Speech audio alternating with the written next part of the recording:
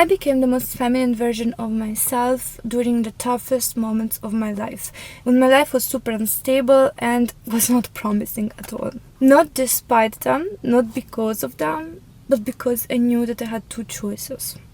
One being losing my spark, letting my energy become average, losing my privileges because of that. And the second one, becoming the woman that will just use her feminine energy to get things done, to achieve the future that she wants from a present that was not pleasurable at all.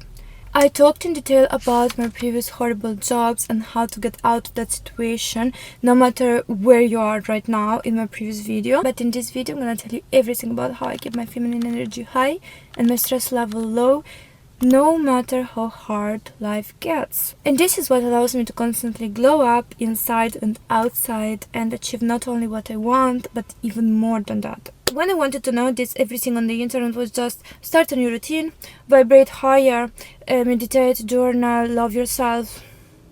Please. The only thing that worked was understanding how a woman's nervous system works and make it work in your favor, not against you. Okay, and this is the only thing that saved me, and it was not on the internet. It's probably still not there nowadays. After this video, you're gonna be the most regulated and feminine version of yourself you've ever been, and it requires no routine and no extra effort. All it requires is the right mindset at the right moment, and I'm gonna give that to you. Everyone says that femininity thrives on self-love. But then the self-love that they teach is truly self-abandonment. Most people think that self-love is about discipline, about doing all the things that you promise yourself, waking up in the morning at 5, going to the gym, fasted, overriding every need that your body has. And hopefully if you do this long enough, then one day you're just gonna look at yourself in the mirror and be like, yeah, I love myself. I trust myself. Sure. Now let's put things in a different way. Let's say someone comes to you and they're like, yeah, I love you so much because I constantly ask you to do things for me and you do them all the time. So you should believe me, I love you. Would you think they love you or they're using you, exploiting the shit out of you? I think we both agree that feeling loved is feeling safe. Feeling listened to, someone that gives you space to be yourself, to feel your needs, that actually helps you meet your needs. That's love. That's self-love as well. Okay? That's where femininity is born from. So listen to yourself, because that's what self-love is. When you stop thinking that you're malfunctioning every time that your body expresses a need, that your nervous system signals you something and asks for something, your body asks for rest, for fuel, and you need to learn to decode the signals, okay? That's why now we are going to talk about this also. But first of all, I want you to understand what self-love is. Self-love was never this exploiting yourself till the point where you have no energies left and then being angry at yourself because despite finishing your energies, you still didn't do enough. Sorry, this is not self-love. Also, many women fail at being feminine because of what's on their mind. And it's not just about thinking positively. It's also about what you think about other people. You know those women that are nice, but they still give off like a very weird vibe? It just doesn't feel safe for some reason. You just don't feel comfortable around them. That's because they constantly think negative stuff about other people. They constantly look down to others and judge them. And even if they don't say anything out loud, their face says everything that is on their mind. What you think shows up on your face and either makes you prettier or uglier. Does this mean we can't think anything negative about anybody? No, everyone does this. I also do sometimes. But every time that you catch yourself, just tell yourself, what other people do, what other people choose is none of my business. It doesn't affect me. If you like it, take inspiration. You don't like it, forget. This is one of the quickest ways to keep your feminine energy alive and not let it rotten in front of other people's eyes. Because I know so many people that they constantly do this of judging others and being like that. And no matter what they try to show, you just see everything on their face. Keep always in mind that your thoughts show up on your face because your nervous system is connected also to your face. And the most recurring thoughts that you have become your permanent face. It's your inner dialogue. Your inner gossip, you judging people internally. When people do this, it makes them energetically ugly, and not just energetically. So when you notice that you do this, just call yourself out. Many women think that looking threatening is a flex, and it's like, wow, look threatening. This only helps when you are actually around manipulators, around people that are threatening for you. So if you look threatening, it's less likely for them to attack you. But now on your daily life, femininity is so powerful because of the safety that it brings. Feminine women are so regulated that they regulate others as well. Their presence regulates others without any performance. That's why people do things for them, because they energetically do things for others, even without leaking energy. They get spoiled by everyone and attract better life opportunities just because of this. When you are angry and overwhelmed most of the time, that is your body telling you that you are overstimulated. Trust your body's intelligence in telling you that something is wrong, instead of thinking that you are some kind of monster or that you are just a rude person. You don't change your personality from a day to another, but overstimulation changes the way that you show up to people. At some point, some time ago, I started treating the people around me not so good, especially people very close to me, like my boyfriend, my family. I started talking to them in a way that I didn't like, and I was feeling like a monster. Okay, I started crying the whole time because I was feeling like this, but yet I couldn't stop being like that. Somehow in myself, I just couldn't help but being irritated. At some point, I started writing down everything that was going on with me. Turns out I was overworked, overcaffeinated, underslept, underfed. So, obviously, I was angry. I paid attention to the triggers of my dysregulation and I addressed each of them one by one. In 2 days, I was like a new person. I stopped snapping at people, I stopped crying, I stopped also feeling like a monster, and I became regulated again. My body was trusting me again, and because my body was feeling safe, then I could feel safe in my body. Everything came back to normal like a spell, and that spell is called regulation. Also, have always an emergency routine. Don't attach to this routine as if I have to have this routine every single day, because maybe some things you just don't enjoy doing, so there is no need for you to do them every day, but use it as a path back to yourself every single time that you feel out of control. It's like an emergency button, okay? Every time that I feel out of control, I start meditating before sleep and after waking up, and I hate meditating, but during these times it helps like crazy. It's literally my emergency button. I know my nervous system loves it, but I don't. So that's why it's not part of my routine. Another thing I do, I cut out all the foods that dysregulate my hormones. I cut out all the tasks that are draining. Every task that is not strictly important is gone. Also, I have this album in my phone where I take pictures of myself when I feel totally regulated, and I put them all there. And I know that when I look at those pictures, my brain activates neural pathways that bring me back to that version of myself. I really suggest you to have this type of album because your brain can recreate that state, that neural chemistry, just from seeing a picture. Your brain is so capable, okay? This is how smart and how powerful you are. Either you're spiritual or not, believe in a force that is there to protect you and ask it for help. No matter if you talk to God, the universe, to the wall, but believe in someone that is there to protect you. This will make you stop trying to control things that are out of your control and save your energies for things that are actually in your control. You will be more productive with what you can actually change, and you will feel less attachment for things that you cannot change. All those thoughts that keep you a slave of a situation that you can't do anything about. What taught me this is something that you will probably believe I'm insane. I was in this spiritual shop with my mom, and I got this little doll, ceramic doll, and I got it just because I liked it and it was pretty. I thought, this is a nice decoration. However, that night I had a dream, and in that dream she introduced herself as Sophia.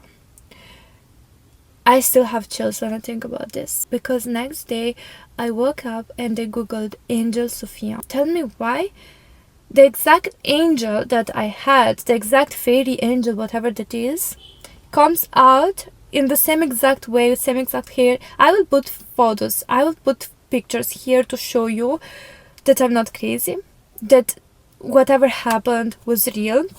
However, I literally started asking her for signs. I started trying to get in touch with her for certain situations.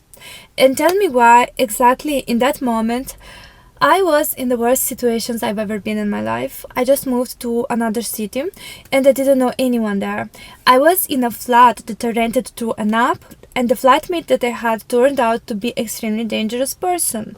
He was very obsessed with me and he started stalking me, coming to my room, putting his underwear with my underwear to wash, all of these crazy things, crazy. And even his neighbors told me that he's dangerous and that his ex that he was living in that house mysteriously disappeared and he was actually hitting her. The odds were completely against me. Every app, everything was already booked because it was a season where there was nothing.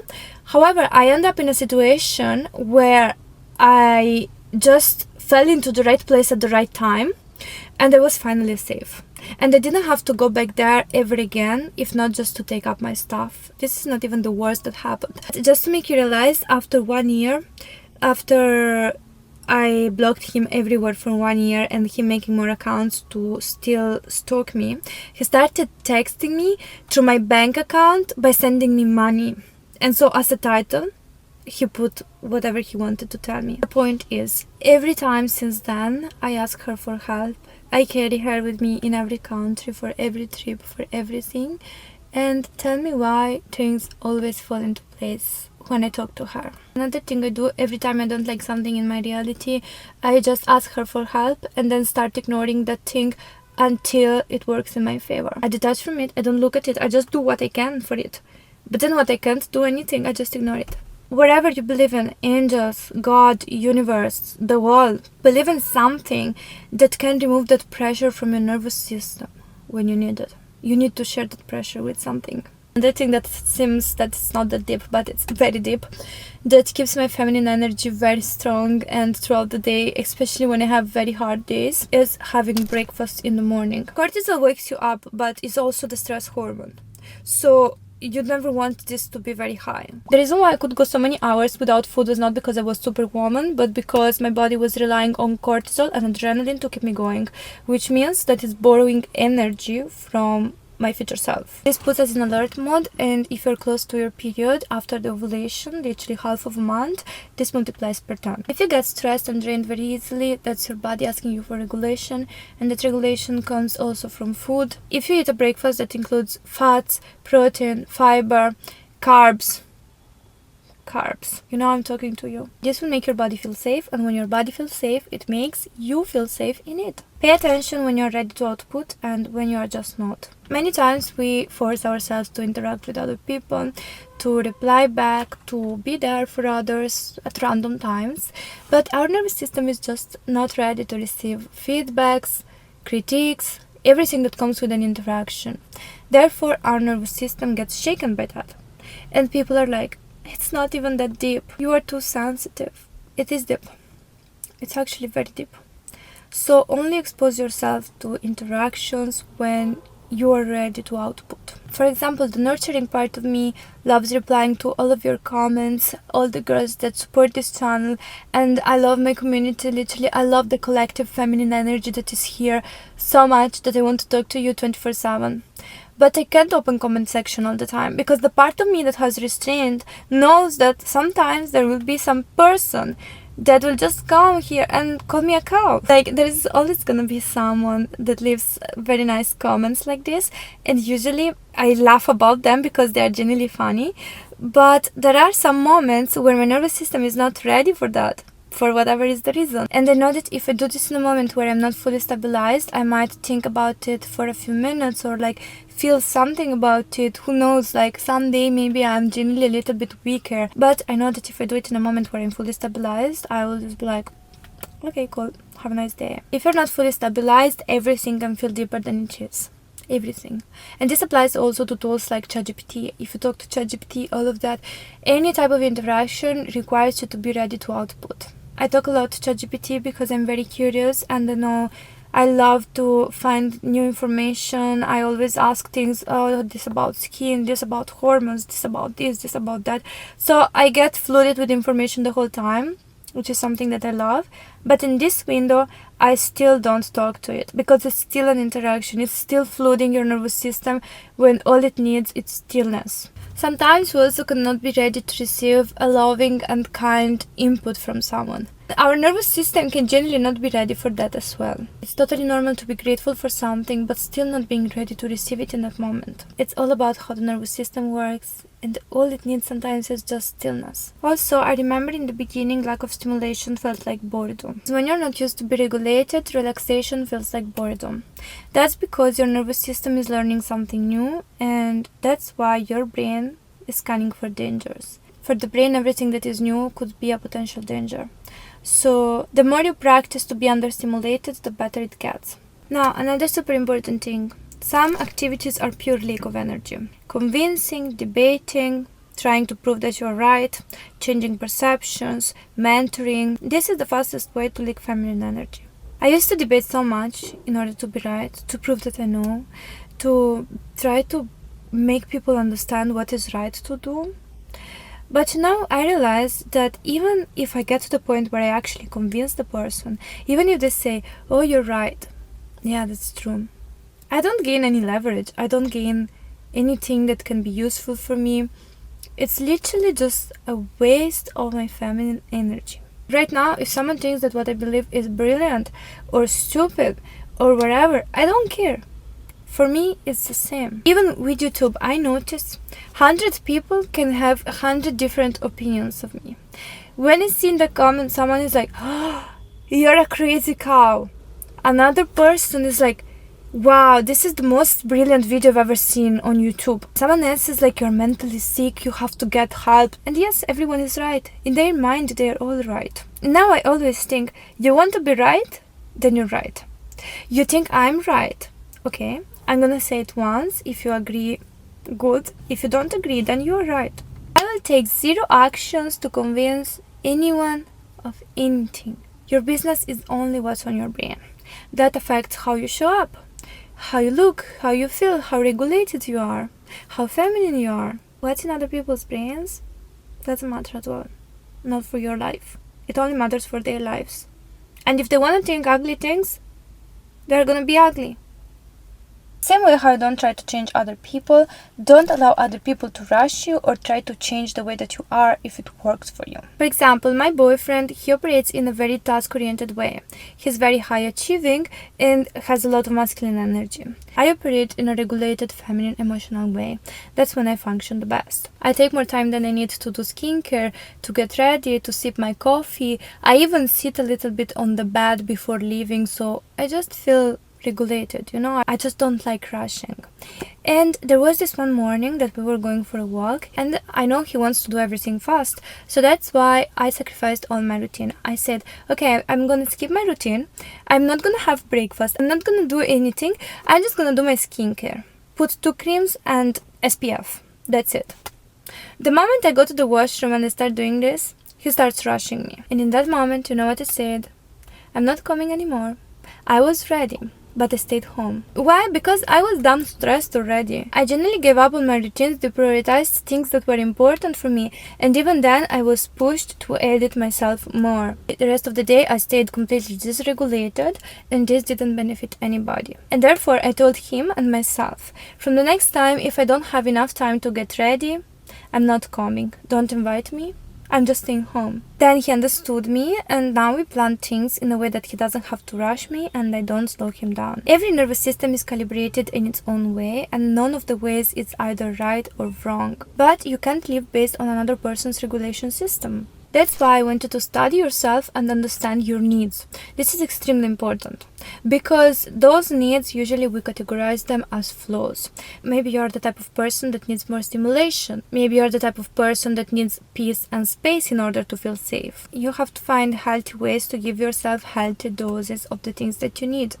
Otherwise, your brain will pick a random one, and it's usually the most unhealthy one. Me, for example, I love stimulation and I need constant change to feel safe. People like me are very prone to addictions because we feel the highs of everything way more rewarding than most people.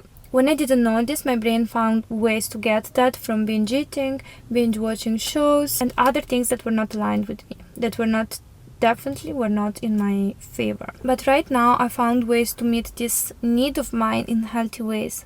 instead of just judging it and repressing it. I do still stimulate myself. I allow myself to binge information about topics that stimulate me. I do something exciting every day, even something small. Every week I need to take a day where I do something that I can't wait for. I don't label my needs as flaws. I just meet them. Femininity is basically self-love in practice. It thrives when you listen to your body, to your needs. You stop overriding the signals that your nervous system gives you. A regulated nervous system leads to self-love, and self-love leads to femininity.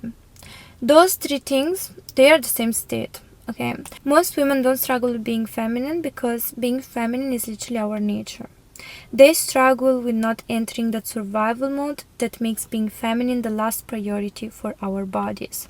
And loving yourself, it's not hard when you understand why you function like that and that it was never a problem. I love you so much. Thank you so much for watching. And as usual, I see you in the comments. You know that I always reply to almost everything and anything you need. And I see you in my next video.